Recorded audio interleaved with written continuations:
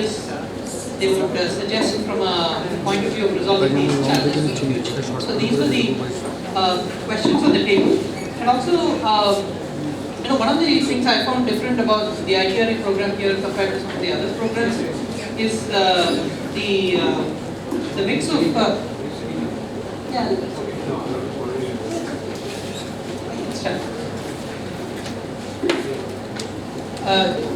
is the focus on both the applied aspect as well as being societally sensitive and thinking a little bit about linkages to the market of startups and so on. Right? So it's fairly a large ground to cover for any traditional research project. It certainly also had a collaborative element across universities, and I found the biggest change and value I found beyond the research output was the human capacity development, both of the participants as well as the students, especially looking at it as a mentor and as an outsider to the project myself.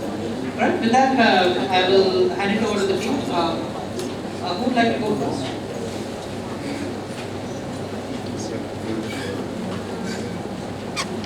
Yeah. So, Shweta, you would like to go first? Brief statement on successes, challenges, Okay. In Human Sense project, I have just presented what we have been able to do. So I will mainly talk about the challenges that we faced in doing it, and the primary challenge obviously that comes in the research is to find good PhD students. Luckily, our institute also solves it, and our PhD students also solves that. So the institute allows us to hire, so we can convince our director to hire in multiple rounds and hire throughout the year. So that way the research work doesn't suffer much. And students are good enough to also get funding from other sources. So that usually allows us to hire even more PhD students. The other challenges that we faced were mainly when we interacted with the outside agencies. So like Professor Ahuja said, visiting hospitals. So Amarjeet primarily did it. I was mainly connecting with these National Rural Health Mission and other government officials to take technology into the problem which they were mentioning, and we had the solution. The challenge always usually is to push them to adopt it, even when you are ready to do all the dirty work. Still it is very difficult to convince somebody to take your technology and do that. So that's one major challenge that we always face, and we have to still figure out how to overcome it. Sometimes we have been able to find very enthusiastic persons and organizations who will then take it. But usually it just ends at the discussion and takes a lot of time. So my personal experience will tell that please try to look for somebody who gets genuinely enthusiastic, because then only things can move. Otherwise, it is very difficult to push anything into the real world, and mainly with government organizations. So that was the challenge, and the resolution, that's how we did. To try to optimize our effort, try to back out of it if we see that nothing is going on. Otherwise, in terms of research quality, I think it is the entire ecosystem that needs to work. That what are the expectations of the institutes from you, and also what are your personal goals. So luckily in that sense, in our entire Human Sense team, not only from just IIIT, but also from SNU and LGTTUW, we got all the people who were really interested into the work that we are doing. So in IIIT anyway, we have a very research-oriented environment with tenure track faculty, and SNU is also very much on the same line, and IJ and SR Reddy is a very active person. So you will have to build the ecosystem if you want to go higher in the research. You, as a simple researcher, you can't do it alone. So just try to work on those smaller things.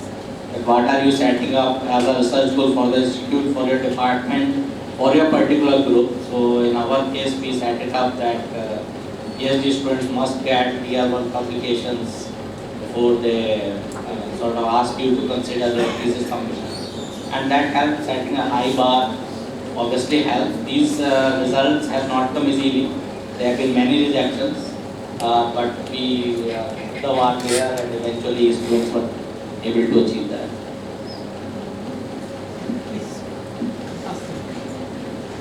I'm Sri Devi Menon. I represent Micronet. Just about what are the achievements I would like to say is, first of all, the connectivity to sea was a very big issue when we started, and right now we are at a point we are able to get the connectivity up to at least 47 kilometers. And initially we started up with the antenna system which has been purchased. Now we have developed a system by our team has been able to deliver a power up to 3 dB more than what we have been purchased. So at least even not greater, we will be able to get the same results from what from the equipment that have been purchased. That is the first highlight I will say. Second is from IIST there have been a Fisher mesh router which has been developed by Dr. Manoj and team, which could again be put into another applications. Then the IIST team, they have made a good portal which is being very applicable. Now thinking about the societal impact, we have been able to give training sessions to fishermen how to use the portal, and we have done after the last review we were able to do one sea trial. So this panel is R&D. Yes. No, I just mentioned that as a part of research itself to collect data also, training was given to fishermen so that we can find out how the boat movement and all was there. Regarding the algorithms, I am not able to speak because Shirley is yet to come. Then another thing is, since we have a trawling problem, we are not able to go all the time to sea. There was time that the insufficient data is there. Like in the sense, the number of sea trials couldn't be more. We have done totally 4 or 5 sea trials. Beyond that, it was not possible. But another advantage I will say that we were slightly able to deviate from the aim of Micronet and find out research or the application in another areas. So not only to Micronet, we were able to bring out some good publications and something in healthcare also regarding SAR reduction and all. Then one of the major challenges is this to set up the module again in the boats and to collect the data continuously. It is not easy to make them understand this because at some point they are not able to ask them to move your antenna so that we get the reception. It is not easy to make them understand. Then regarding research publications, along the, let's say, about 60 research publications were there from the group, and there were 14 PhD students, of which one has already graduated, and we have co-guides from international institutes like Dr. Ananda Jayasuriya, Dr. Prashant Mahupatra, and last time there was Dr. Rajesh Krishnamangalam, who was a part of the team here at Micronet, has shown interest, and we were able to submit a paper with his guidance. Then we have started another collaboration with University of Trento, and work is in progress. Then 2 MTech students, 1 and PhD student has been a part of the visit to Trento again for their PhD and their thesis work.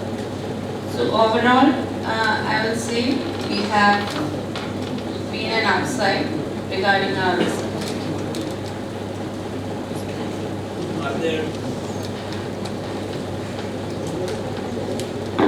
Are there things, specific recommendations that you make that, see, one of the purposes of this panel, these panels, is to not only list your challenges, but also how you resolve them, or how you could not resolve them, and how would you recommend ITRA does these things in the future, so that those of the challenges that were not R&D related, but related to causes that are addressable. So that will be nice to know. Is there a feedback from you about this subject, R&D subject, that ITRA could take forward to improve in the future implementations?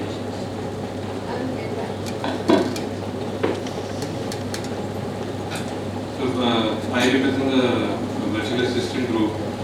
Uh,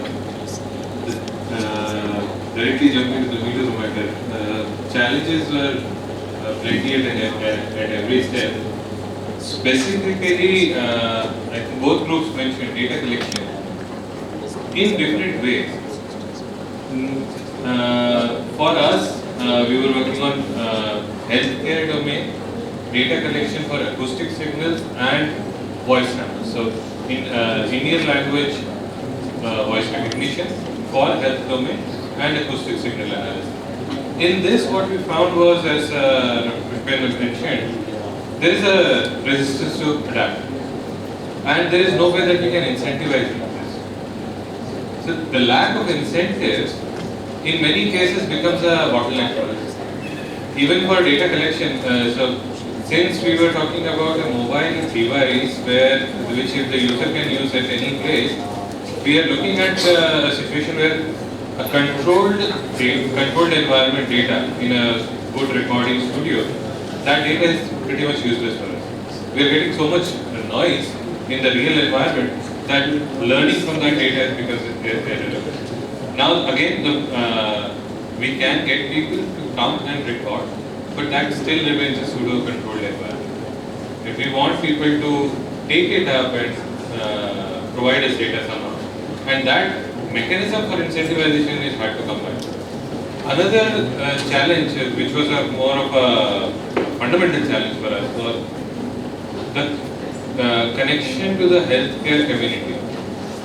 For us, we had in the beginning there was a change of direction. Earlier this was not in healthcare, and then later after 6 months or 1 year, it moved into healthcare domain.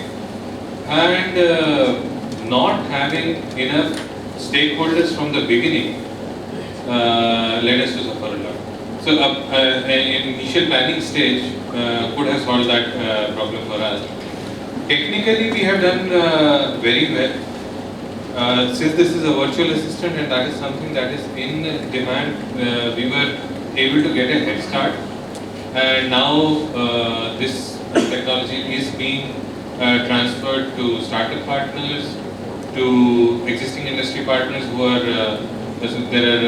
currently we are working with international airlines for their chat system, multilingual chat system. We were able to make good technical progress when it came to reducing such a large scale task. Voice recognition usually is always remote server based. We were able to reduce it to small devices. That was a big engineering and research challenge that we were able to solve.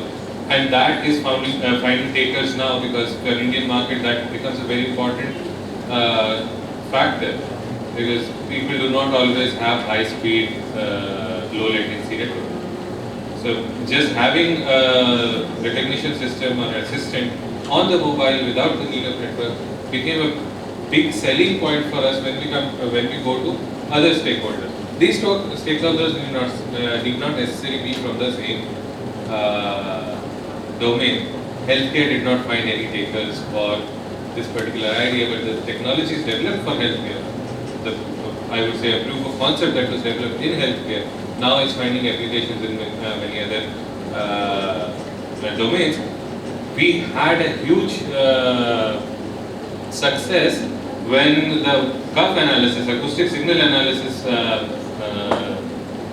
work has been recognized and is being funded, has been recognized by multiple organizations including Bill and Melinda Gates Foundation, and currently is being promoted, and it is going into a startup on its own. So individual components have done well, but we faced an umbrella integration challenge. That is the domain and the technology did not change. The requirement was probably not there, but it turned out to be a good POC. Another aspect was the research capability building that happened during this project. Having projects which have technological output, clear product output, that drives students like nothing else can. The way, just the live application of their work is a huge motivator, and that has led to a lot of active participation and also some largely unadvertised publicity for the group. That more and more better and better students are coming and joining because they know that we are working on state of the art and live application domains. So this is one of the biggest successes when it came to research propagation. In course content, of course, as we moved into these areas, more and more newer and newer ideas came up, and they were incorporated in courses. That also turned out to be a very good direction, because otherwise the staleness of the courses sometimes becomes a problem.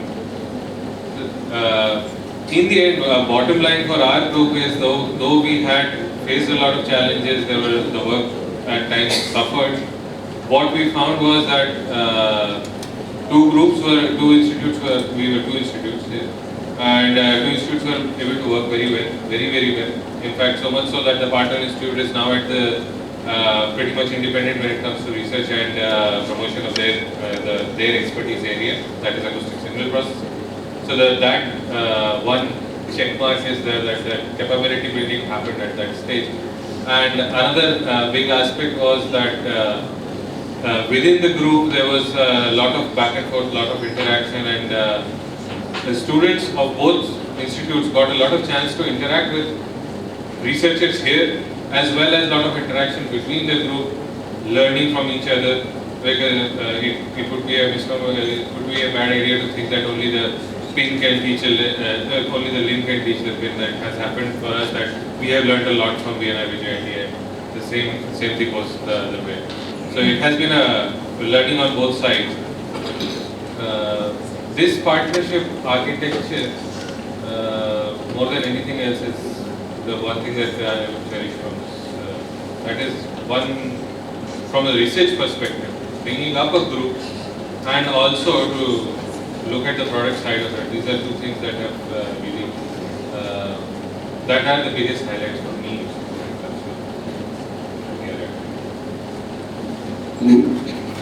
I'm Sujesh Shah from Project Isram.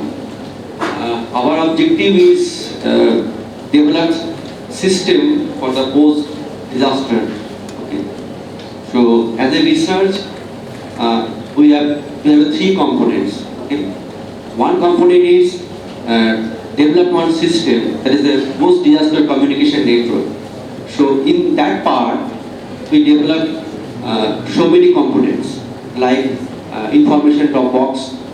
We develop some softwares for mobile phones which connect automatically, transfer data, and another one is we develop small unmanned aerial vehicles act as a data views. Okay. So in this part, and we also, in case of in post-disaster management, we deploy our architecture and we face problem. Problem is we deploy the towers, and we have observed tower is not suitable for the post-disaster management. So it is not rapidly deployable, and in case of deployment, our tower will be down. So then we shifted our architecture from 4 tier to 3 tier. So in our project, we also now recently we developed small box that is called base box. Means it communicates from box to box within 1 kilometer region in purely non-line of sight. So top of that, we also develop different type of applications like offline crisis management. Because in case of disaster, Excuse me. So the 5 minutes that you have will be best utilized to rise above the details of the technologies that you develop, because that's in the team sessions and perhaps some other sessions. Here, just abstract them into lessons that you learned, the challenges that you faced, how you resolve them. so one lesson is deploying the architectures. We face a lot of problems when deploy the architectures. Because in simulation it will work, but when you deploy outside in different mock deals, we have seen some systems are not working. So that's why park field devices it's very, it should be required for any system. One thing. And second thing is, another key objective is we have developed one small crisis map, offline crisis map, because in case of disaster, network will be down. So we have developed another small crisis map from the different sources. And third is, we've tested our system in different mountains, like with NDMA, State Disaster Management Department, and also we observe that not only the offline, we also connect our system with, integrate with online. So that's all.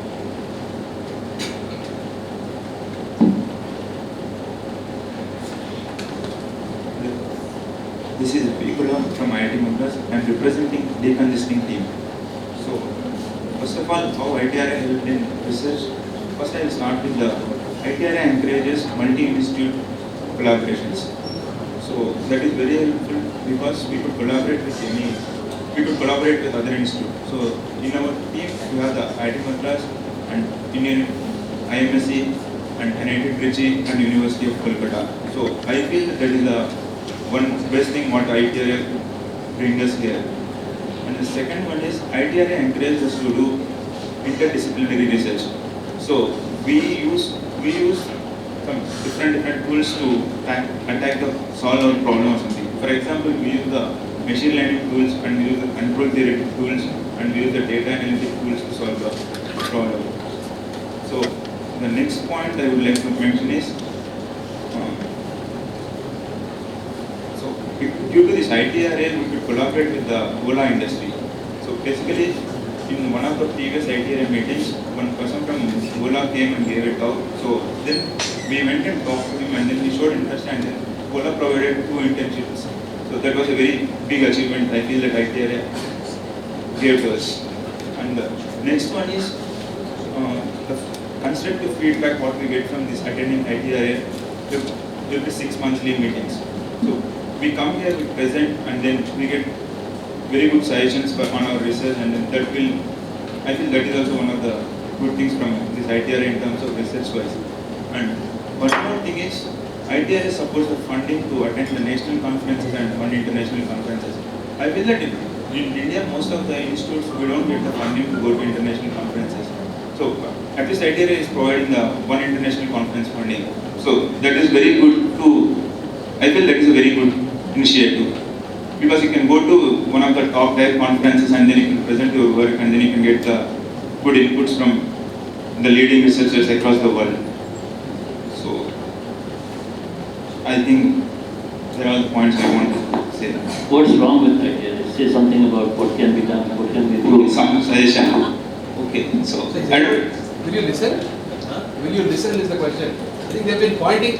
Let me just interject on this a little bit. I think so take over. And I think this is the grip of everybody that says the money doesn't flow.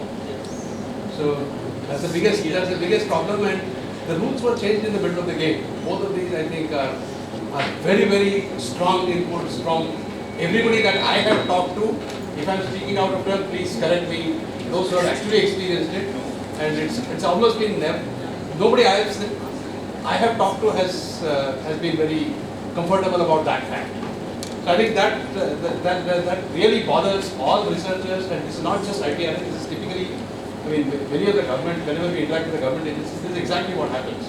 You know, the flow of money, the rules of the game are changed in the middle. The flow of money is not as promised. They change constantly, and that throws all our plans away.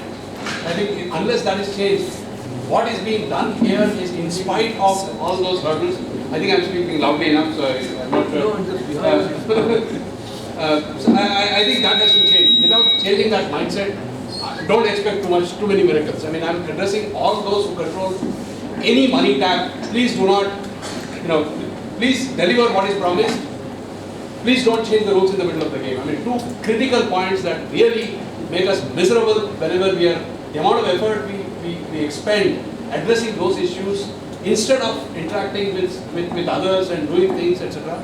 It's just incredible. I mean, that has to stop. Unless that is stopped, please do not expect any miracles out of any of these. Whatever is being given is in spite of all the hurdles that are faced in them. So at least on that matter, I think we should just congratulate the teams that have overcome and handle the issues. Again, yeah. Is this a comment about ITRA, or is it about IT, or is it about all? I think, okay, let me explain, at least let me give you my viewpoint after having seen this for 3.5, 4 years. And Ahuja, this is not aimed at you, but I'm just looking at the establishment in general. It is probably not common to ITRA, but ITRA came out with a certain, raise the expectations and raise the bar. So given that you had raised the expectations, I think it was incumbent upon whoever was funding ITRA, and this is not aimed at any individual, about the organizational structure and the manner in which this was administered. I think whoever was doing it had to back it up. That didn't happen. I mean, you can probably, again, please correct me if I'm wrong on the data that I'm providing, I mean, on the anecdotal data that I've collected by talking to almost every team. Okay, it has not been a pleasant flow, or rather a smooth flow. It has been pleasant but not smooth. So let me correct my whatever that remark there. It has been a very tough battle. Anyway, so I think it is not just ITRA at fault, but ITRA raised the bar, raised the expectations. The amount of paperwork that ITRA asked each of the teams to do was incredibly significant. I mean, maybe 10 dB above what it was normally being done, which is fine. Which brought in accountability, which brought in an ability for each of the teams to reassess themselves regularly, reorient themselves, which is fine. Get feedback, etc. All that was a good thing. But in the process, I think, as I said, I was interacting with the Madras team, and I know what happened in the Bombay team, and 2 Bombay teams at least. And in these meetings, I keep asking this question to almost everybody. It has not been a smooth path. And I think unless those things are streamlined, made clear, and expectations set properly and taken forward, I don't think these events or these projects or these proposals or these schemes achieve significantly more than just us claiming that we are capable of doing something great but never delivering it. I think this is coming really from after serious introspection, and I spent a lot of time. I mean, I really thought whether I should say it this way, but I just couldn't put it anymore. I think this is the only way it should be said, because there is no effect of this. It has to be conveyed to the people. No, but even saying hasn't had the effect. I mean, I don't think it has changed. I don't think over the course of 3.5 years much has changed. Anyway, I said I'm speaking on their behalf, but I'm not sure without actually accepting or without Actually, the funding problems have only increased. It's not decreased. So you're right. Yeah. So the question is, what do we do about it as community? This is something for us to introspect, because one way is to take it lying down. Second is to do something about it. So this is a good beginning. It has been a good beginning. The question for this community is the subject of the last panel actually, which is longer than others, is to how should we express this energy that we get about changing things. How do we channel it in the right way? How do we channel it? How do we make the other people realize that what they are doing is hurting the community? There is an energetic, energized community, and you first say that something good will happen, and so they get energized, and suddenly you put cold shower to give them. This is just, so maybe this is a good perturbation, because it has perturbed people and now they are willing to do something. So let me ask this question. Is the experience of NS teams different from the experience of teams that have gotten funding from DST, DIT, DBT, and so on and so forth? So I think they would Sort of one, I would say that the paperwork was huge. And it was so much that in the last year, we were pretty much writing every month what we did in that month. Number one, that it's very difficult to do anything in 1 month. Then you have to submit. So it was different in that So sense. let's focus on the funding part. Yeah, so funding, we have project from DIC. Yeah. I don't think you should separate the two, because the funding and the general experience, for the following reason. Okay. The way in which this project was administered is significantly different from the way in which DATI has been, I don't know much about DATI, but DST administers. So given that, given that something different is being expected here, I think the two have to be looked at together. That is my opinion, of course. And just on the funding part, we have other projects from DIT. Once the sanction letter came and said that X amount is approved, we will get the X amount in other part. In this case, this did not happen, which means that I could not ask my institute for advance of that X amount because I was not sure that the X is going to come. The X became X by 2, it became X by 3, sometimes it just became 0. So that created a lot of problems. So that did happen multiple times. I think that statement is not correct. When we issued the letter, approving the project, within 2 weeks or 3 weeks, we released the first installment. So Thereafter, on the basis of your expenditure and UC, we have been releasing money. Only the third year release, we delayed it because we have not received the account saying that you are running short of money. So that statement is not. no, so I have sanction letter of my project saying Peptide Delhi will receive 188 lakhs. I have also sanction letters of actual releases, and you can clearly see the gap. We can clearly show you all the UCs that we submitted. We did not receive the money that we said was not received. It's not to us benefit to otherwise to say anything like this. You have been comparing with the AP release. We have been more strict in release, that is true. We got the approval for you for X lakhs, but releases made in installment, but without making you to suffer for finance, that I can vouch for. No, so release didn't come. I mean, that's what I said after in the presentation. For second year, it was around 87 was proposed, 45 was released, the rest part was not released at all. For the third year, around 60 was sanctioned, 32 was released, the last 30 lakhs was not released. Then after a lot of writing and giving examples of manpower, 5.87 or something like that was released. So overall, around 61.8, I know that in my project is not released. We have the, I don't want we have list details and all that. You can meet us and discuss. Also, please note that DIT was supposed to give us 148 crore. As of today, we got it 54 crore. But still, we managed. John, that is the issue. Okay, this is not addressed at any individual or one thing. Yeah. The whole process is messed up. Okay, the whole process is an issue. This is not a criticism directed at individuals or a particular organization at this time. Although it is important that the only phase that the PI saw was the ITRA phase, and if they don't deliver, who are they going to talk to? Okay, so what is I think the match between promise and delivery has to be met by the person that these people are talking to. Okay, it is not. I think we should time out on this one. Yeah, I think No, I mean the issues were already partnered, but we have to take this round as well. Yes, So please go ahead. I am Shaviran Chakravarti from Jadavpur University, representing remote health care.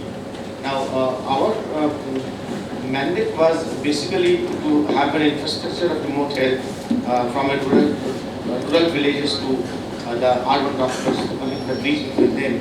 And therefore, you can well imagine there were a number of components in it, starting from data gathering from the kiosk using sensors, and then doctors connecting to it, then a framework in the middle which contains the data in it. So we had introduced the notion of sensor cloud architecture, particularly for healthcare scenario with health data, and had an architecture called SenseIAS, where you can have sensors as infrastructure elements. It's basically an IaaS with sensors as well inbuilt into it. Now we also have the typical body area network and the sensors through which the data can go in. So we had innovations in the algorithms for data going in from body area network to the cloud. We had the data assembled in a cloud in a very secure fashion, and we used ontology of health data. We created one. We used the ontology and data models. In fact, we had a database as a service for that as well. And on top of that, we have disease discovery processes built as well, by which you can have the queries, response to the queries by the village patients combined together and have a learning algorithm built on it, so that the disease could be discovered, or maybe the mobile sensors capturing the ECG data, and from which we can discover abnormal heartbeats. So this is the whole gamut of this project. Now there were a number of papers out of it. I mean, I think more than 80 papers came out of it. We had a patent. We had 2 devices we built. One was to find out the network connectivity, the bandwidth situation through our mobile app, which has its own technical challenges. I'm not going into that. Yeah, we also have a machine device called SMAS, by which we can monitor the regular breathing of a person and find out whether he has an onset of COPD attacks. We have, I think we are the largest team, I believe, with 6 institutes, 17 PhD scholars, and on board 7 PhD scholars and 6 other scholars, PhD scholars, working on this particular project, funded from other sources. We have more than 2 of them have already submitted their PhD thesis and got one as well. With all this, I think the success I would like to talk about is these publications, but it is not limited to that. Ours is a project where the R&D activities are directly derived from the use cases, real-time use cases, and it fits into the real-time use cases again. So it's a complete cycle by that. It's from the user's perspectives and it goes back to the user's perspectives, and that's how the cycle continues. So we cannot disassociate the R&D components from the societal impacts or the outreach activities in our project. So that I consider to be more of a success than the research innovations or the publications that we have. We have 3 kiosks running actually. That's a success of the research that we have. And so that's about it. But if we talk about the challenge, we had severe challenges, frankly speaking. The first challenge being the demands, the requirements as conceived by the scholars for their PhD degree, vis-a-vis the demands by the domain experts who want the kiosk to be running. So sometimes we thought that these two are not matching, and therefore getting the research problem out of the real life became mundane. So it seemed that sometimes that maybe if I go for the kiosk, then my research is over, or if I go for the research, then my kiosk development is over. So we had to balance between these two very nicely. And I think how did we balance this? If we have to answer that question, then probably the ITR feedback workshops actually played a vital role in that, because they provided us many times these feedbacks that how we can find out a good solution so that these two can be actually merged, these two can be combined. The second one is getting data set. I mean, wherever we wanted to have any learning algorithm to be running, or even anything for that matter, because we started the kiosk only after we got the project. So getting the live data for that matter is a matter of concern, and it is not easy. So I would say that the domain and our domain of expertise, vis-a-vis the domain in which we are applying our expertise, have to be bridged in a way, and that was the biggest challenge for us, I think, technologically. Other than the technical challenges for every different small problems is there, but beyond that, the macro level problem, I would say, is this. And I also said that the way by which I resolve the same. I think that's the agenda for today about my talk.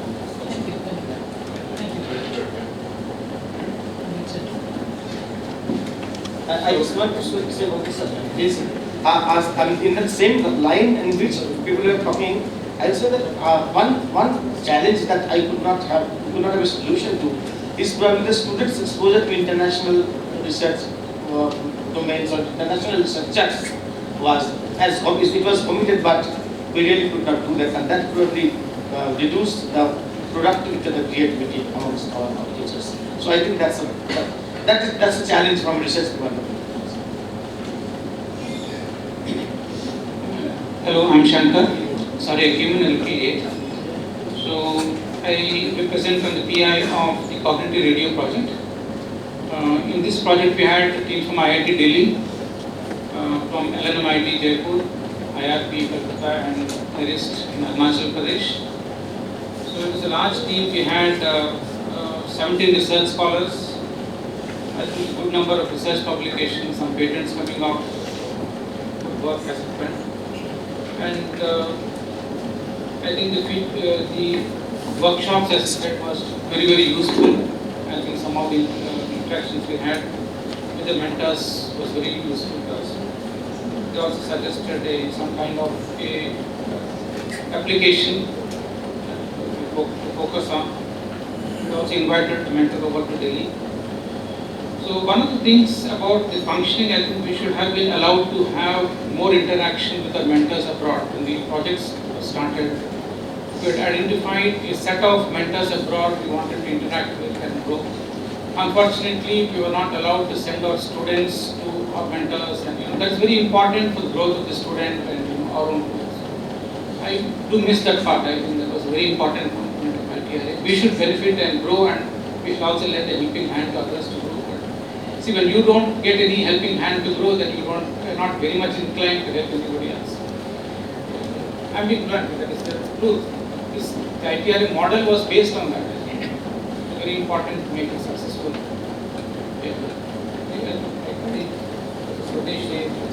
So I'd like to add a few things with respect to our research.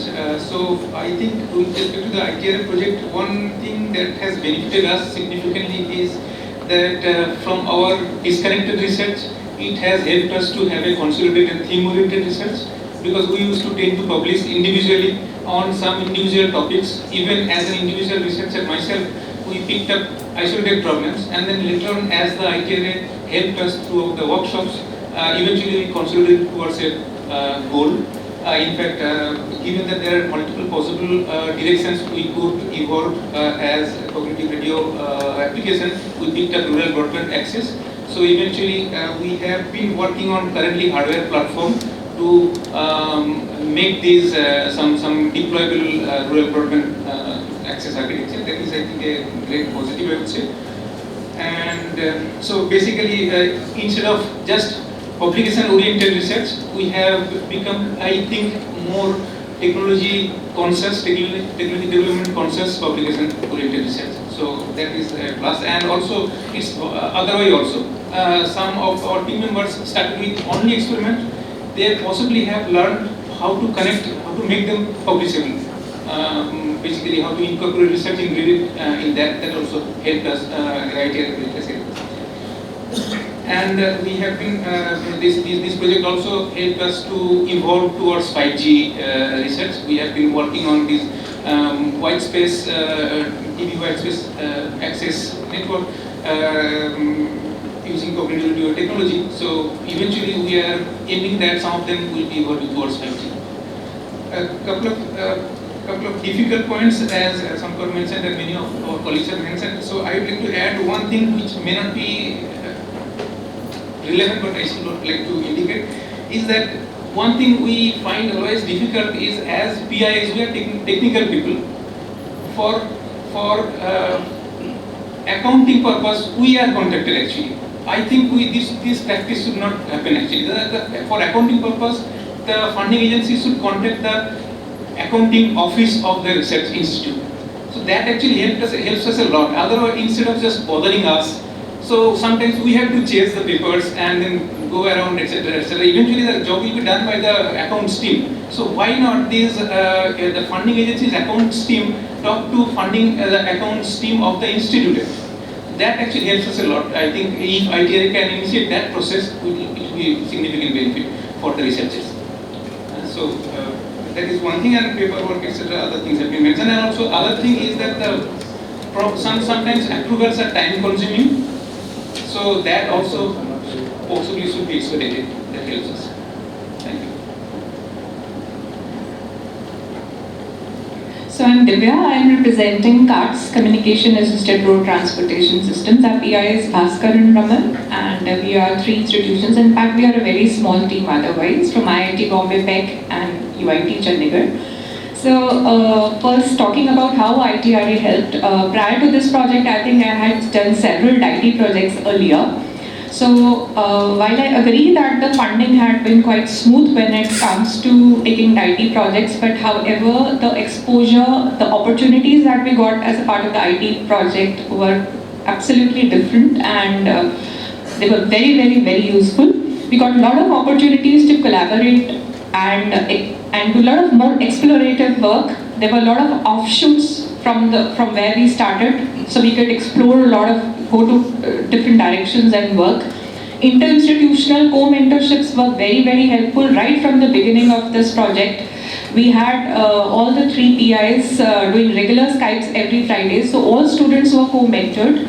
So whether they were PhD students or MTech students, they were continuously being monitored by not one mentor but 3 different mentors of the different institutes. Capability improvements were there, not only on the part of students but also as a part of faculty. I would definitely like to say the 2 major contributors to the capability improvement that we have seen in ourselves is, one, because of the evaluation workshops that we were being made to go through. Initially they appeared to be pain, but by the end of the project we realized they were most useful. They gave us several insights during the project, which we explored when we went back every 6 months after the evaluation. And second had been the mentorship from IITs, which really helped us grow. And I think in terms of PhD students, the quality of PhD students that we are getting now in our department in computer science, you'll see a huge improvement in the quality, simply because of the kind of projects that we are doing as a part of the PhD. Now the students also feel that they get a huge opportunity to do internships with the industry, because we have a very good network with industry as well as with IITs. So in this project, 7 of our students have done internships at IIT Bombay, and our students have also done international internships also because of these evaluations. So exposure have been really great. And we are also getting PhD students who are leaving industries and coming to us primarily because of the kind of work that is happening in this project.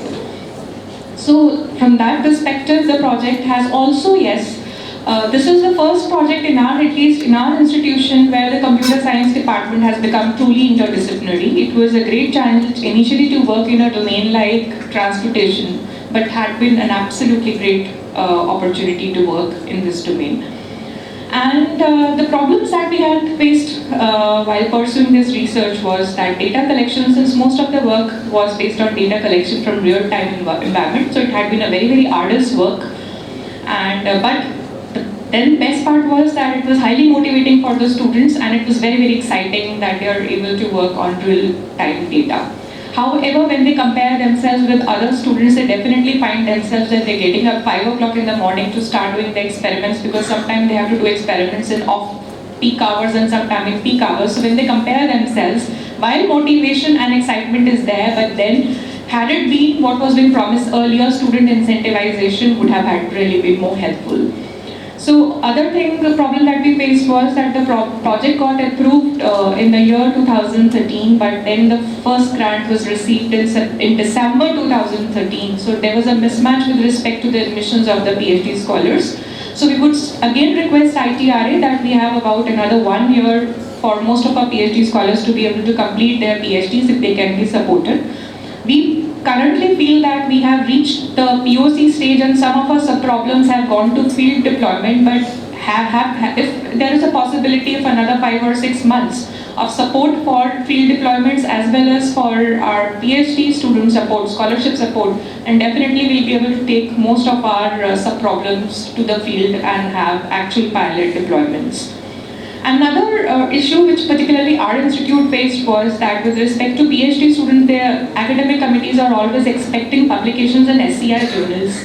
But here, which is very obvious, what is actually appreciated in the international domain and as well as the ITRA, are Tier 1 conferences. So we were always sort of torn apart whether to go for SCI publications for PhD students or to actually focus on Tier 1 conferences, what was actually being appreciated here. So we couldn't help it. So our focus was more on SCI publications. So overall, it had been a very, very good experience. The problem of funds was definitely there, but yes, whenever it became very painful, ITRA did solve our problems. So overall, it was kind of, I should say it was very, very useful. Thank you. I think my colleague is also here representing CAST, so he would also like to add up. So I am Naveen Sawal, I am from UIT Punjab University. So in this project, in our research problem, we need to collect data from the different cities. So here the ITR help us, so because we could send our students to IIT Bombay and they could spend few months there and collect data. Similarly, in our research problem, we have to improve the accuracy using the crowdsourcing. And again, this part is taken by the IIT Bombay, and we could publish paper because we could combine the work of two teams together. And it was very helpful when the mentors, actually we need to give our feedback to the mentors every week on the Skype meetings. So that was very helpful for our students because otherwise they couldn't interact with the researchers from the other institutes. So I think in that aspect the idea has helped us a lot.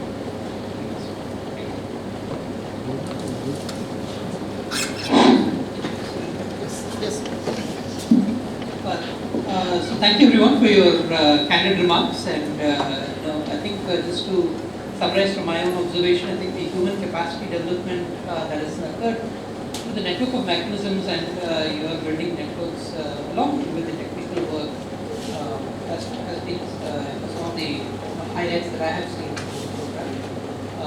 So if there are any comments from the audience or other panelists, take a few questions.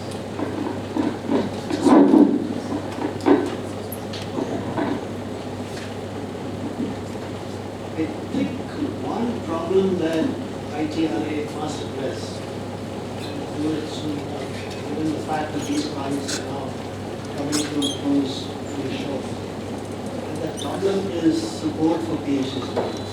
I just heard from two colleagues out here that many of the PhD students on these projects would have been brought on board from 3.5 years ago, right? And they're not certainly finishing in the next 4 weeks or so. Most of them will perhaps end up there and get the 6 months to convert.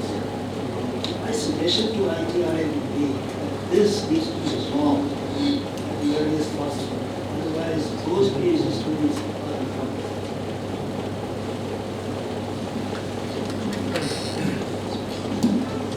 So, the kind of, so this is Sunil Kumar, I'm at San Diego State University, and I do a lot of work with NSF and especially Department of Defense in US. And we have the same problem. The money, because the US government budget doesn't get approved in time, the money gets delayed. Of course, the money does come. And my university does not allow any forward financing when it comes to Department of Defense projects. So, in fact, just last week I got 60% of my money I got last week, and the deadline to finish the money is September 30th. That's a federal deadline there. So, the problem is, so when I was listening, of course we get the complete money, it's not reduced, but you get it very late, and then you have to somehow manage as a PI how to finish the money. So these challenges are there when there are mission agency driven projects. But one thing I like about ITRA, this is a unique, concept, unique experiment. When I heard from Professor Ahuja, in fact, Ravindran told me from CUNY about this experiment. This is unique. In US, we don't have such experiments where such large teams work on some, theme-driven projects and giving exposure to different levels of institutions, and trying to go to the productization. So this is really, it's a great experience for students because today hardware development has become much easier as compared to the past, especially in the IT-related area. The students get really very excited when they get to work on the problems which are, practically related, and they get to do some software and hardware. So it brings a lot of value addition to them. So I think ITRA has done a wonderful job. And last time I came and I saw multiple, mentors from industry, R&D, which is unique again. It doesn't happen. Actually, I have not seen this happening in US. There are some panelists who come for NSF panels, but no feedback, etc. You just take money and then you do whatever you want to do. And that's what most of the PIs are used to here. You give us money and then don't bother us, and we will do whatever we will do. So, give us money at the right time. Yeah, I think one comment I'd like to make is, it might my experience, when there is movement of people or experiences that people get, whether those people are faculty or students amongst multiple institutions or with industry side, I think that creates a lot of value, along with this feedback mechanisms through workshops and interactions, so that they can build a network. I think we should not forget that those are some core elements of human capacity development that ITRE has facilitated, right? And largely through design. So that's needs to be complement for design. I think execution challenges notwithstanding. I think we clearly heard about some of these accounting issues and so on. Certainly, you need to collect statistics to justify to the government, so you have to figure out how to get that more efficiently versus the feedback that the PIs get, which is valuable for them. Right? So those are some of the lessons I feel we can take home. Yeah, so maybe my comments are also going to be same on this trip. So this is a new experiment. I mean, you would have continued your academics even if, ITRA workshop would not have happened, correct? All of you, who are there in academics. So your stuff is to, you are selected as faculties, you would be furthering research. This is an extraneous help with a purpose that you would be solving something, because you are using public money, so you would be solving something, giving back something to the society. That should stay as good. This brings back to a very interesting, stuff which happened around 60s to 65 when Thatcher cut down, drastically budget of, England's, professors. The stuff is you should find your own budget. If you want to innovate beyond, teaching students, you should find your own budget. It was fought, very vehemently, like, now we also heard from Dr. Manjunath, maybe I was finding in the 1960s, those professors complaining at least, from Cambridge and Oxford against the institution. But after that, the next 10 years, we found a lot of collaboration coming in. When you are, restricted on your funding, but if your passion is there to do something different, you find your own ways, to find it out. I'm not saying this as a defense to that, the money should not have been given to you, or, it should not have come in. There is no excuse for that. I think Narendra has taken the feedback and he is going to, figure it out. But somewhere I think the good parts, is the typical interdisciplinary part. So some people, let's say Shiv and me, and few people are there from industry, few people are there from different universities, which are in various different cultures. If you have learned something out of this, you can further yourself as, the new generation, breed of stuff. Science is changing very fast, and these are the new experiments where you have to get attuned to. If you're part of ITRA workshop, you face some challenges. Can you, course correct yourself to find the next way? So don't depend a lot on those, old thinking process, which are not changing fast, but you have to adapt to something. This is the word of the Facebooks or the Googles or the Twitters. It's no more the word of the Z's or the ExxonMobil and other things. Those things are dead. There is no Nokia, there is no BlackBerry. You have to accept this fact. When the industry is changing so fast, you cannot say that I have to stay in the 1960s or 70s. Challenges will stay there. Even, if I have been part of some Vision 2020 project of European Union also, the challenges are even much more worse. We are in fact, communicating in English here. There you have to communicate in all European languages. And the money comes, after 2 years. But the project deadline is 2020. And a lot of projects are stuck there. So it is not a unique project to you. I'm not trying to trivialize the issue of your funding or the stuff. But somewhere as young researchers, you have to grow up to that, the Zuckerbergs or the, Larry Pages. You are here to build the next Google or the Facebook. Anybody else, who is outside this is teaching. You'll be teaching, right? Mobile computing, you'll be teaching. You'll be teaching contextual stuff. But the difference is, I think, we are forgetting. There is a very famous person, economist and Nobel laureate, his name is Dr. Slurp. I don't know whether you have heard about him or not. He talks about institutional economics. Any system which is being generated has got an institutional economics. As we are going to blockchain again, we are reading him. He is a person from 1960s to 70s. Every institution has got its own behavior depending on its geography, its culture, its upbringing. What we are discussing here is actually, North's economics model of institutional economics. You Google on it, you will find it interesting. The second stuff is, we are forgetting the difference between cost and value. What you are asking in terms of funding is the cost. Is this cost of my experiment? But what is the value of your experiment? If you're creating a human sense, if you're creating something in energy meter, you're creating something in remote health, you're creating something in transportation, the value to the society is much more higher. If you're able to communicate, this is the value what I'm working on, you will get extraneous funding. See, all the VCs and all the other institutional funders are looking for good projects. They are not getting it. Maybe you are not getting that channel. I think many of you said that collecting data is a very big problem. As a Google and Stanford are working on having mobile works, which is valued at $600 million funding. Google itself is funding it. That's a $7 million project. Now it can be as expensive as that. Pfizer has launched a mobile clinical trial collecting pharmaceutical data, which is very sensitive in the US, with no money. The entire money has been crowdfunded. So you have ways, rather look into it because you all are young. When you cut on budget, that's not end of the road. That is the conventional stuff. Pre-independence era. I think maybe I should say that the fossil age thinking. New age thinking is okay. Even if you cut down everything, can I still pursue this as my passion? Be it your cuffless BP, be it your prediction of your weather or your transport business. That's how Ola happens. That's how Amazon happens. That's the value part of it. The cost is never equivalent to value. As in when you are doing your experiment, if you equate, okay, if I'm given this much only, I am going to produce this much. You are in facilities. I think we are all going to get very, very big dinosaurs. You don't want to do that. You want to be a very nimble and a very low energy consuming, very high value producing engine. In that way, I would congratulate definitely the ITRO workshop. Even if we are for the same reason, we are sparing 2 days of our life to come here and to interact with you. There has been excellent thinking amongst all of you. There is some great work. I see great potential, and for that I congratulate all of you that you'll be definitely making 3-4 startups definitely. What we must see out of this. Challenges will stay, but I think you are smart enough to get across the challenges.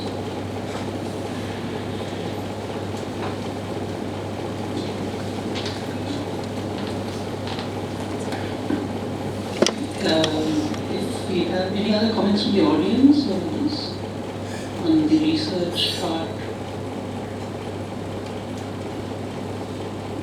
keep going once, twice. Any of the students? Students, yeah.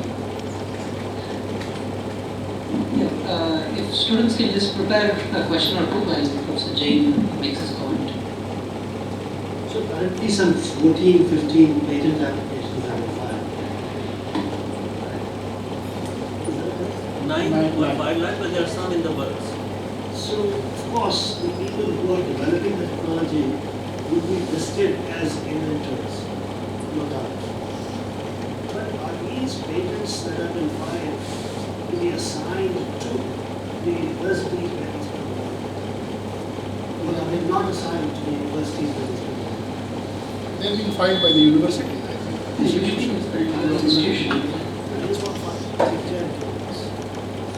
So in case of IIT, yes, it is filed by the institution. The inventor is the faculty. Assigned to It is assigned to IIT, but IIT has a very flexible policy of usage and commercialization, so that way it doesn't hurt much. So actually, some comments, I used to be in faculty at RPI, and I've been at IBM. So it's quite common practice that when a patent is filed, the institution files it, it bears the cost, and the patent is assigned to the institution, and inventors assign the rights of value to the institution, number one. But then I think different institutions have different policies, and that's an evolving scenario of how to monetize that.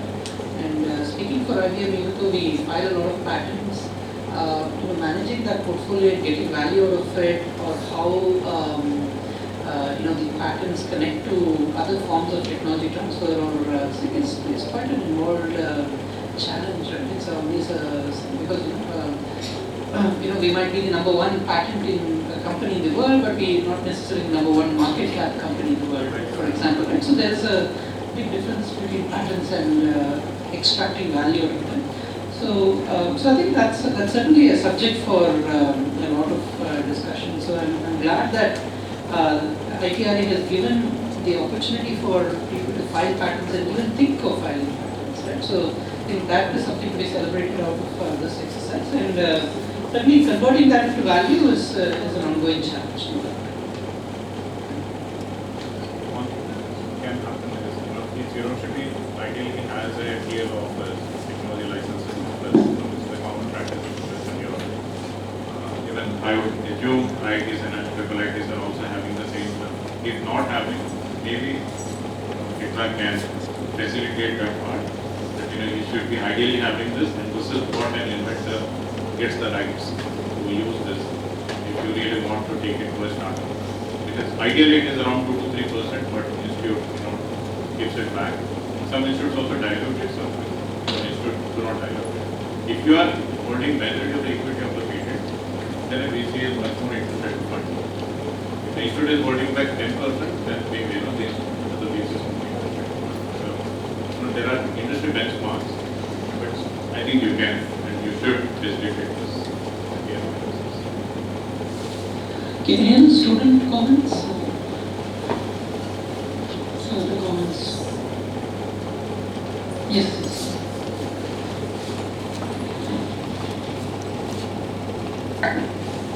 Good afternoon, everyone.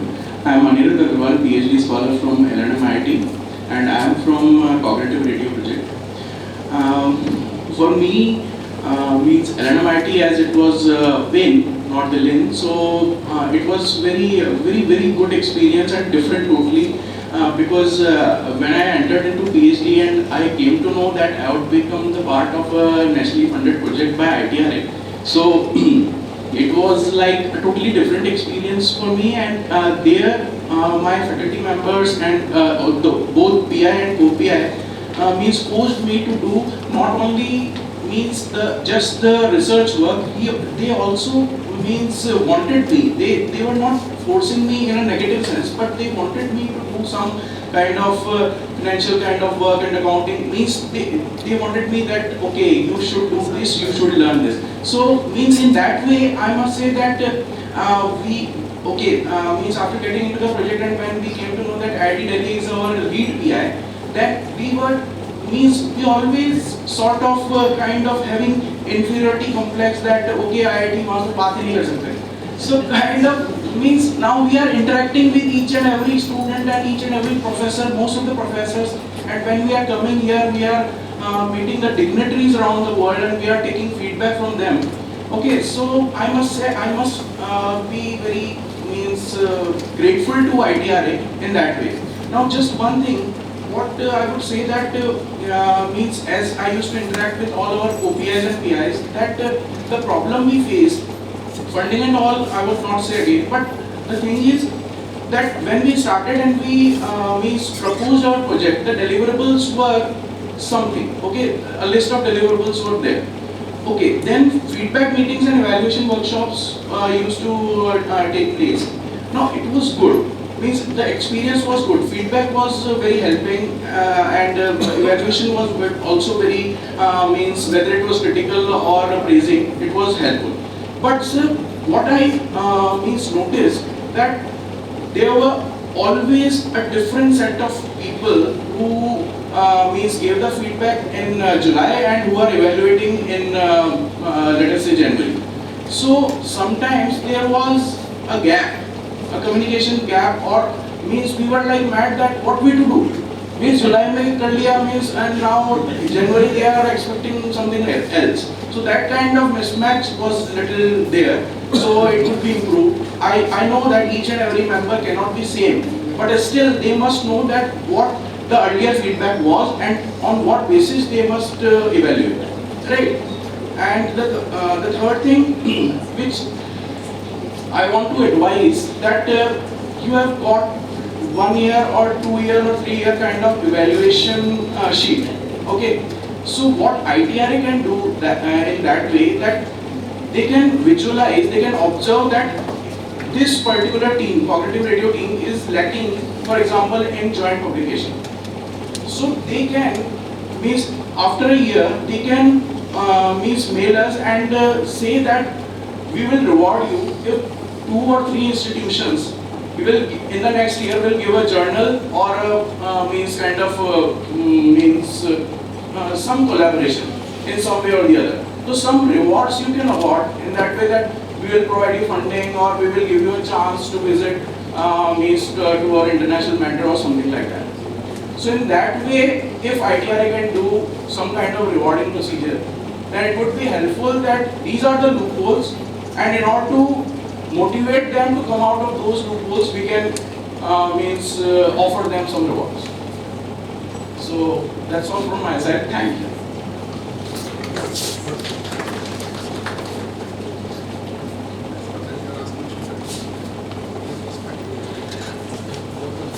Thank you for your perspective. Any other student? Yeah. Any there?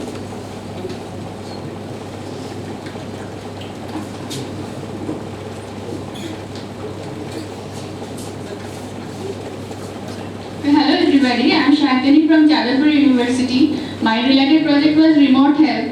So first of all, I must say that it is very good experience for us, because having our work evaluated by so many mentors and everybody.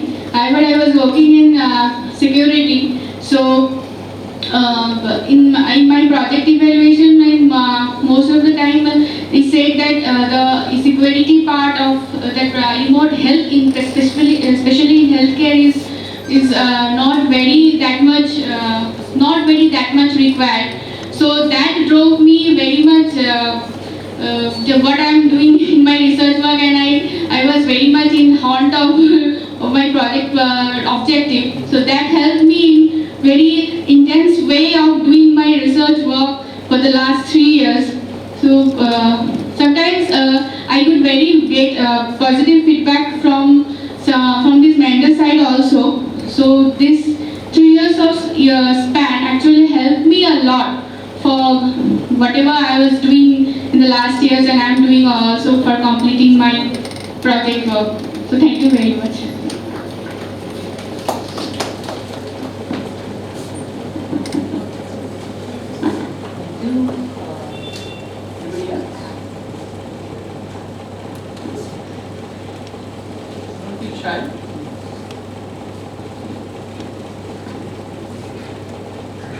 If not, let's try to get back to the schedule, and thank you everyone. And I appreciate it. Yeah. So there is actually a panel tomorrow, which is entitled "Where We Go From Here." Yeah, and that panel will even more will have even more time to discuss these issues. As I said earlier, we are always looking. Actually, it's good to hear what's good, but I personally and many of us are always inviting criticisms, because that's the best way to go forward, for us to eliminate the problem. So it's problems being pointed to is actually more useful. Yes. And one has to be grateful for such insights. Now, since these issues came up, what we are planning to do is to, and actually we have been trying to do, 3 of the main problems that we have had. One was awards which we could not implement, which of course people have not felt as badly about, because, felt, yes. So awards will also be, look, there are lots of changes that we have tried to make, and not everything is accepted as easily.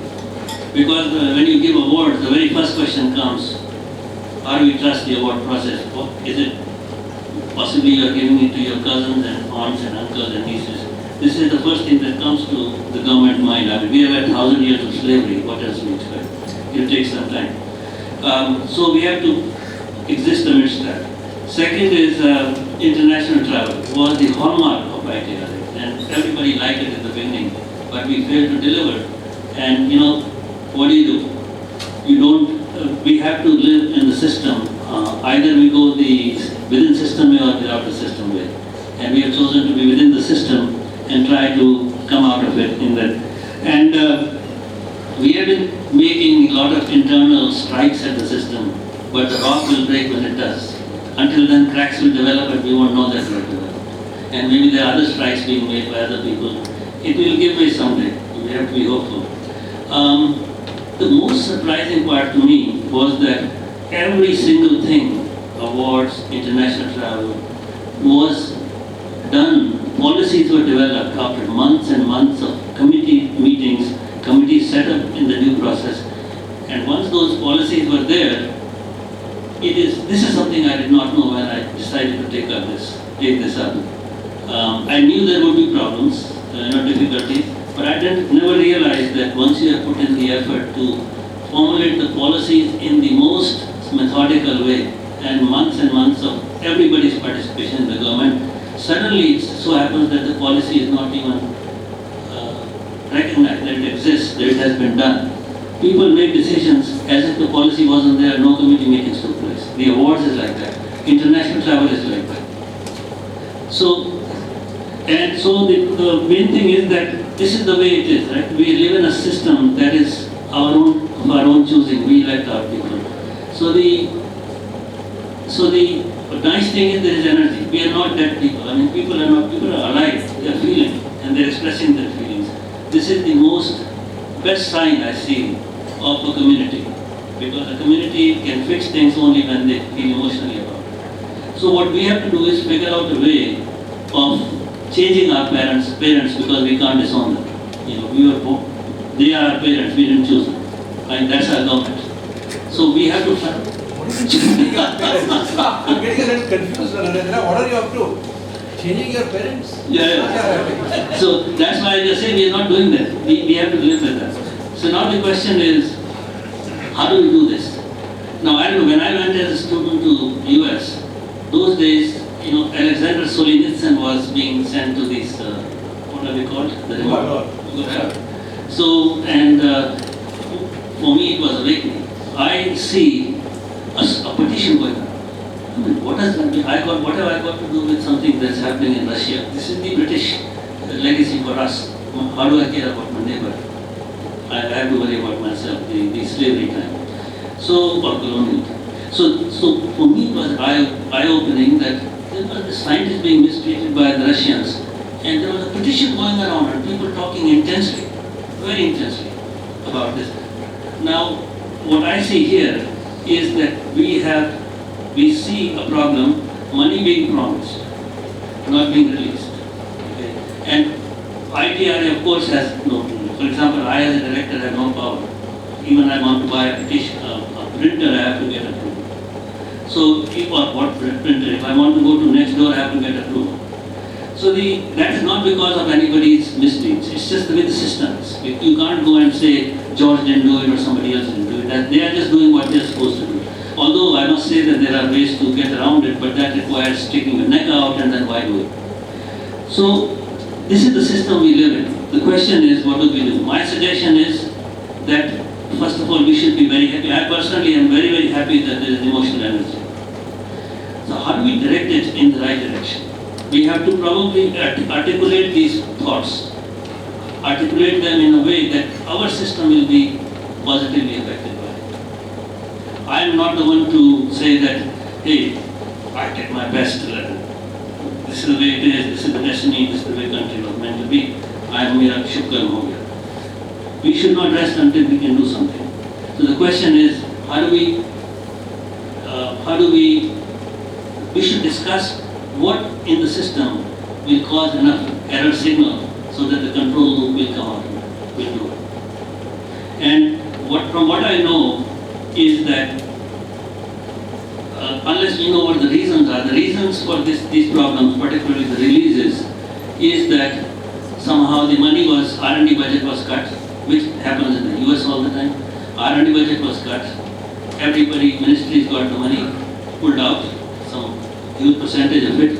And then how the remaining money was used was done in a funny way. And when you do something new in any community, whether it's a ministry or your neighborhood or your sports team, if you do something new, it's always dangerous. Because the guys who bad, will say it's bad, and the guys who think it is good will have to now defend that what they were doing was not bad. So either way, you will get it. And that you have to be ready for. If you don't want to just be apathetic, if you don't want to give up, then you have to just find a way around it. So as a result of these forces of money being less, people, after all, they're human beings in the decision-making body, they have to also respond to their tendencies that we are born with. Namely, I have to somehow defend what I have been doing, despite the fact that there are something good things that are happening. So you have to live with this. You can't live in a different world. So in all of this, what we can do is to articulate our feelings that, with due respect, I suppose, that we realize there is a system, we realize we have to live with the system, and we agree with it. But these are the deficiencies we see, and we collectively want to fix them. We at least want to let you know that these need to be attended to. So this is the way I would go, which is what we have been trying to do so far. We could have stopped ITR any time because of these problems, but that's not the way to go. Then things will continue the way they are. Women agree you can't change your parents, right? I thought he wanted you to. He wants. Or he has a plan for it. He cannot. But certainly you can bring in a partner. You can certainly bring in a partner.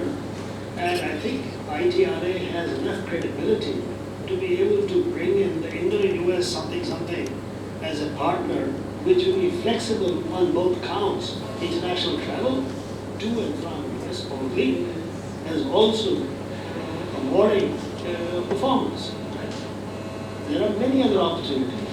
UKD project for a program, for instance, and many other programs. And you find 2 or 3 such partners, and I think you may be able to address these 2 problems. So that's the next. You also provide overheads. For every lakh rupees that you grant, you also give some 15,000 rupees, am I right or wrong? In the form of overheads? So can you explore the possibility of increasing that overheads from, let's say, 15% to 20%? And the balance 5%, the increase 5%, you leave it to the institutions themselves to use it in ways. So I think in this case, just to give the input on that, I think even the overheads were negotiated down. I think, just verify that, but I'm not very sure. But I think that's a useful solution. Can I just make yeah, please. Are you throwing it at me because I spoke something? Yeah, I think let me make a few positive remarks first. One of the first things that I think, one of the things that attracted many people who applied for this project was the fact that there was international travel. And one of the reasons that we need international travel is for our students to get exposure. But one thing that I must say about the way in which these gatherings have happened over the last 3.5 years now, including the first one, was that in lieu of that, I think the students have got a reasonable amount of exposure to criticism, to critique, and for useful feedback and opportunities to present their research. So from the point of view of exposure, I think this has been a wonderful experience for most of these people. And certainly for me to see how things are happening. So it has achieved one objective, or an objective of bringing people out of their shells, out of their comfort zones, and and developing a network. So from that point of view, there is a huge positive from the running of this project. Yes, there have been a few hiccups, etc. The only concern that I have, in addition to what I said earlier, was that don't promise stuff that you can't. That's about the only thing that I will say. And in terms of going back on that suggestion, some amount of creating accounting has to be done and can be done to be able to enable institutions to spend money in their own way. I've just been called, I'm from the 60s. Yes, I was born in the 60s, but I was not Satish. So I was born in the 60s, but I do know about the 60s sentiment and so on. So I may be a little bit of an old fogey on that matter. But please understand that many of these institutions, many of these people that got money, this was probably their only source of money. Right? They didn't have too many other projects to back up what they were trying to do. So cutting the flow and sort of making difficulties was an issue for many of them. Again, Manjunath, I don't want to go into that. At this point, we all have seen you enough and we respect and we see your power to present points. I would suggest that we use your talent to tell us how to get back to the government. Exactly. So let me explain that. So I don't want to get back. I don't want to sort of keep hampering on the. Keep harking on the funding issues. So that's why I'm trying to highlight the huge positive that came out of it, and I think that is something that we should exploit. Okay, the fact that there was exposure to many of the students to present their work and get feedback from a fairly large, diverse audience is a non-trivial amount of positive that has come out of it, and I think that should be continued. In terms of funding and making it this thing, I believe what Mr. Jain suggested, some creative accounting schemes like that should be followed. How to do that, etc. I'm not really an expert with money, so I'm not going to go into that. But I think that is a part. The only concern I have on that was the large promises that are made did not carry out, and that throws. Changing the rules make problems. Minimize the number of rules. Keep their expectations up. That's fine. I mean, but on the other hand, minimize the number of rules and whatever, the large amount of things that are being promised. So I think it's important to know the parameters. So the way it works is that you get a DPR approved in the government, the project report, it gets signed on. Everything that was promised has been signed on by the government. The project report. So it's hard to explain that once the government signs on something, how can you? Yeah, it's very difficult for someone who has not worked in the government. So this is all a fact. The question now is how do we take the positives and tell them that we want more of it? So I gave you the positive in terms of no, Professor. Let's not even go into the. So Professor Jain's two suggestions he gave. One is the creative accounting, but even more important, which we have been pursuing, is private money. So for example, we have been I have made trips to Bay Area where there are a lot of well-wishers. There is a lot of money there. So once we start tapping that and now these results that we have had, before that everybody goes there and says, ye karunga, wo karunga. Now we have results. We have to wait for this. That's one. The second is from within, Bangalore, Bay Area of India. So both of these, now, in my opinion, they are not replacement for the government at all. For two reasons. One, because it's government's moral duty to take care of the children, number one. Second, all said and done, government has the most money. So government can provide the assurance that we'll give you this much money for these traditional things. Nobody within the government, no matter how well-wisher or not, will not come in the way. It's only when international travel happens or awards happen that these people get uneasy. So for that we'll use the private money. This is the plan.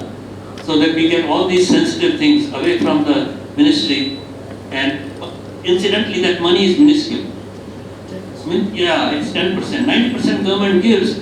Like I was saying the other day, इतना काम करके किराए में पानी फेर देते हैं. सारा पैसा दे के finally एक ऐसा काम कर दिया कि बदनामी. कोई point ही नहीं. So get the 10% from somewhere, 90% from here, and all hunky-dory. No, I think another alternative for you is to think about not negotiating the overheads down. I think Professor Jain gave an excellent input there. No, but who? This was also coming from there. We wanted to give. My feel is that IT will disallow him to pay 20% overhead as opposed to 15%. Yes. Yeah, that's And the way to add is to insist on IIT Delhi or IIT Bombay, look, we're giving you 15%, but 5% of that, is to be used for the following purposes. That's wonderful. I think I would probably endorse that suggestion right away. IIT Delhi, I know for sure, will say, okay, we'll do it. See, they're willing to take a 10%, sorry, 1 minute, Shiva, okay. Because these are sort of, money matters now. No, if you're willing to take, he is loaded, so, So if if the institution is willing to take a 5% cut on the overhead, I'm pretty sure they would agree to spend it discreetly. Yeah. Huh? So I just have a last point, if you please permit me add something here. Yeah, may I? You're supposed to say it. So in other IIT projects that we have done so far, our overhead had always been 20%. This is an ITRA project again funded with DIT. We do not know why the negotiation was done, but I have proved on papers that 2 DIT projects all above 50 lakhs, the overheads were 20%. Anyways, now our request is that we really want to sustain our PhD scholars who joined us because the grant receipt was late. So even with whatever overheads we have been given, if we can be given a choice to use even 5% of the overheads, so it can be, PI dependent to make a choice, but if the ITRA can intervene and we be given a permission to spend even 5% of overheads to be able to sustain our PhD scholars, or otherwise if we can have grants, that would be great. ITRA cannot come. No, I think that money is yours. Or the institutions. No, but if there is a directive from ITRA, because the PhD scholars have to be sustained, and even one single directive could be sent across, it would be much easier for us to work within our institutions and sustain our PhD. That's the most critical point that is for us right now.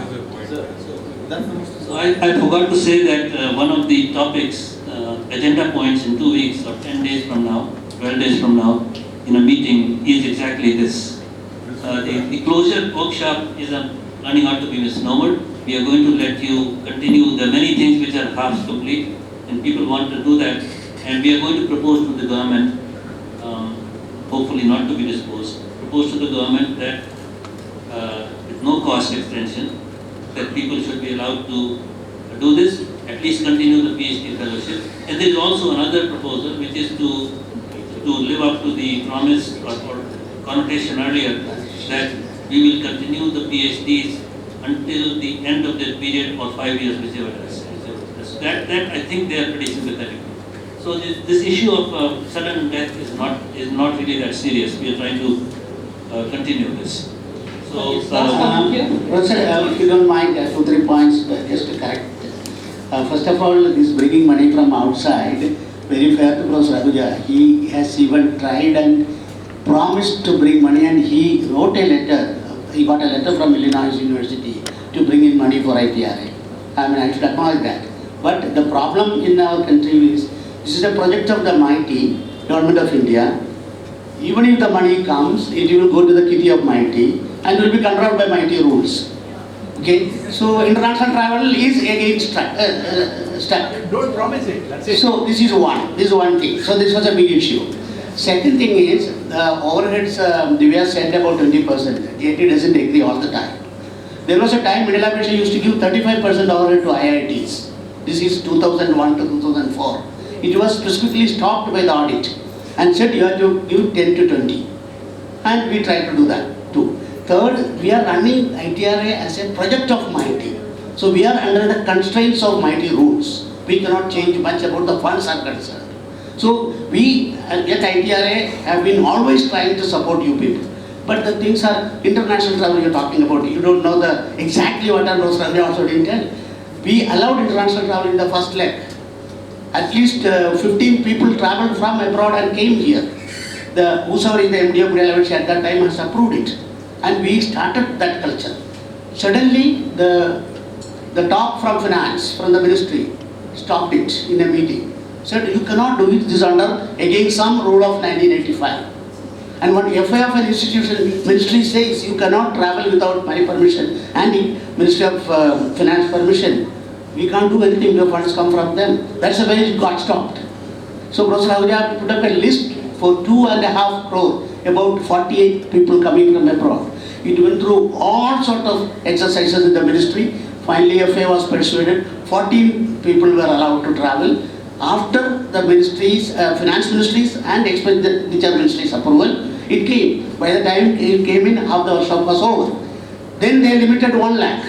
How can a person sitting in some place of USA, fly to Chicago, fly to Delhi, go back in 1 lakh? It was not possible.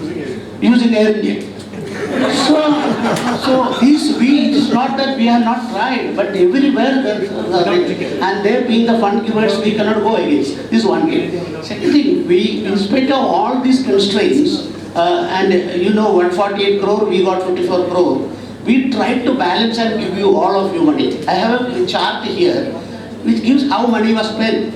And several institutions, some institutions must have suffered, are still having money, and there was flow, there was no constraints. Some people must have had it, but whosoever has come to Gaurav or Professor Ahuja, we have a problem, even overnight we have raised some money. So we tried to do this, but we were under severe constraints. In spite of that, we tried to support this cause. This is the conclusion.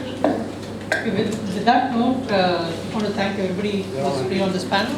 We'll have more of this tomorrow. Yeah, I think we'll have more of this. I think the root of unhappiness is mismatch of expectations. And I think one way, but if you want to take risks, you have to raise expectations, but the challenge is not meeting them. But I think there's been a lot of feedback about how we could be a little bit more efficient in administration of it, and on the flip side, there have been challenges in administration. So with that, thank you everyone, and let's go to lunch. What time? Please announce the time. Lunch is from 1:30.